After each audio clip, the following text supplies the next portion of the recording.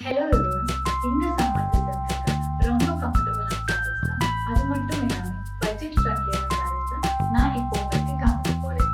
Soft linen tissue sarees. நீ கவிதைகளா கனவுகளா கயல்விழியே நான் நிகழ்வதுவா கடந்ததுவா பதில் மொழியே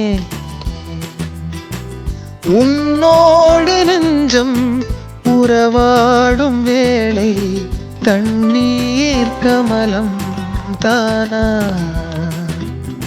முகம் காட்டு நீ முழுவன் பனி ஓடாதே நீ எல்லையே இதழோரமாய் சிறு புன்னகை நீ காட்டடி ஏ முல்லையே